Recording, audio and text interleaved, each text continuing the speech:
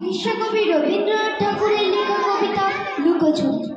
আমি যদি দুষ্টুমি করে চাপার গাছে চাপা হয়ে ফুটি, ভোরের বেলা মাগো ডালের পরে কচি পাতায় করি লুটোপুটি। তবে তুমি আমার কাছে হারো, তখন কি মা চিনতে আমায় পারো? তুমি ডাকো খোকা কোথায় ওরে, আমি শুধু হাসি চুপটি করে। যখন তুমি থাকবে যে কাছে নিয়ে, সবই আমি দেখব নয়ন মেলে।